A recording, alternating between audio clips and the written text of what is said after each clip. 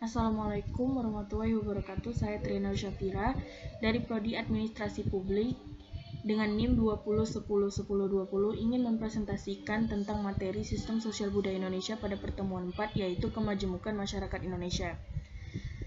Karakteristik masyarakat majemuk. Yang pertama, terjadinya segmentasi ke dalam bentuk kelompok-kelompok yang seringkali memiliki kebudayaan atau subkebudayaan yang berbeda satu sama lain.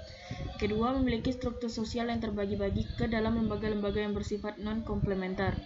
Yang ketiga, kurang mengembangkan konsensus di antara para anggota MESI tentang nilai-nilai sosial yang bersifat dasar. 4. Secara relatif seringkali terjadi konflik di antara kelompok lain. 5. Integrasi sosial tumbuh di atas paksaan dan saling ketergantungan di bidang ekonomi. Yang keenam, adanya dominasi politik oleh satu kelompok dengan kelompok yang lainnya. Terdapat beberapa faktor-faktor kemajemukan masyarakat Indonesia. Yang pertama adalah suku bangsa. Tidak semua ras yang sama mengembangkan dan memiliki kebudayaan yang sama. Dalam sejarah perkembangan bangsa Indonesia, istilah ras sudah jarang digunakan lagi untuk menunjukkan perbedaan kebudayaan. Sebagai gantinya digunakan istilah suku bangsa. Suku adalah bagian dari satu keseluruhan. Bagian dari keseluruhan itu bersifat organik sosial. Bagian-bagian inilah yang membentuk keseluruhan kalau kita mau melihat bangsa Indonesia sebagai salah satu organisme sosial. Maka istilah organisme atau sistem sosial ini dalam kenyataannya harus dilihat sebagai suatu yang sedang tumbuh ataupun proses pertumbuhan ini terjadi dalam dua bentuk, proses alamiah dan proses buatan. Kebudayaan di Indonesia terbagi kepada dua, kebudayaan suku bangsa yaitu kebudayaan yang hanya berlaku untuk suku bangsa tertentu dan lebih memperlihatkan proses perkembangan alamiah, dan yang kedua adalah kebudayaan nasional. Kebudayaan nasional adalah kebudayaan yang timbul sebagai buah usaha budinya rakyat Indonesia keseluruhannya. Kebudayaan lama dan asli sebagai puncak-puncak kebudayaan di daerah-daerah seluruh Indonesia terhitung sebagai kebudayaan bangsa. Usaha kebudayaan harus menuju ke arah kemajuan adab, budaya, dan persatuan dengan tidak menolak bahan-bahan baru dari kebudayaan asing yang dapat memperkembangkan atau memperkaya kebudayaan bangsa sendiri, serta mempertinggi derajat kemanusiaan bangsa Indonesia, dan dalam prosesnya perkembangannya lebih memperlihatkan proses artifisial. Makna kebudayaan nasional secara sosiologis. Yang pertama, kebudayaan nasional merupakan produk manusia Indonesia. Yang kedua, kebudayaan nasional merupakan kebudayaan sedang muncul atau berada dalam keadaan sedang muncul.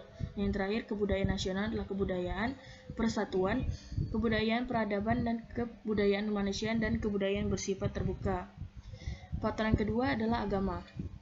Agama kurang dibicarakan orang. Kalau dalam suatu daerah tertentu tinggal mereka yang beragama sama, kalau agama dibicarakan biasanya menyangkut penilaian mutu agama yang dianut.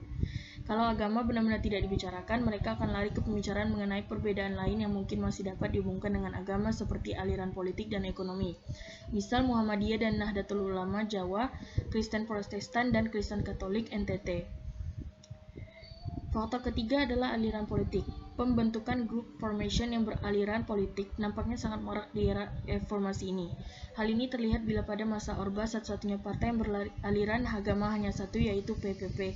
Maka saat ini terdapat partai-partai yang beraliran agama antara lain PPP, PBB, PKS, PKB, PNUI, beraliran Islam, PDS Kristen, dan lain-lain.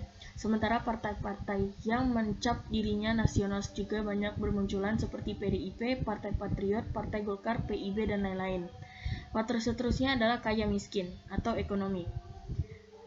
Di dalam buku Leo Suryadinata yang berjudul Dilema Minoritas Tionghoa pada tahun 1982, menurut Leo, kedudukan ekonomi masyarakat etnik Tionghoa di Indonesia sebagai satu kelompok cukup kuat. Kalau pemerintah Indonesia mengambil kebijaksanaan memberikan prioritas kepada golongan ekonomi lemah, dapat dimengerti dan tidak dapat dilihat sebagai tindakan diskriminatif. Prinsipnya, yang kuat tidak perlu dibantu. Kondisi ini berbeda dengan Malaysia. Hal ini diuraikan oleh Dr. Sanusi Osman dalam disertai dokternya yang berjudul The National Unity Policy and Ethnic Relation in Malaysia with Special Reference to Malacca Town. Pokok pikiran Dr. Sanusi Osman. Yang pertama, pemerintah Malaysia berusaha melenyapkan kemiskinan. Yang kedua, dalam usaha melenyapkan kemiskinan itu, pemerintah Malaysia jelas-jelas mengarahkan perhatiannya pada peningkatan bidang ekonomi suku bangsa Melayu. Yang ketiga, para petani atau buruh tani yang ada di Malaysia menghadapi berbagai bentuk eksploitasi atau pemerasan. Dan yang keempat, diadakan restrukturasi masyarakat Malaysia yang mencukupi usaha mengurangi ketidakseimbangannya dalam bidang ekonomi dan hubungan antara kegiatan ekonomi dengan suku bangsa tertentu. Kategori sosial marginal. Marginal berada di pinggiran. Dalam sosiologi, orang marginal sering dibicarakan dalam hubungannya dengan penyimpangan dan perubahan sosial. Faktor seterusnya adalah integrasi nasional.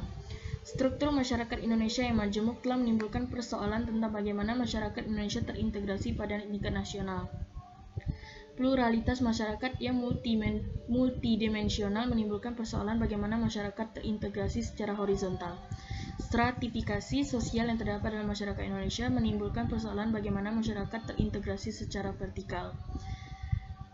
Terdapat dua contoh solidaritas nasional. Yang pertama, solidaritas nasional dapat bersifat subjektif, internal, dan sulit dilihat ataupun ditebak. Yang kedua adalah solidaritas nasional dapat bersifat objektif. Sekian itu saja dari saya. Assalamualaikum warahmatullahi wabarakatuh.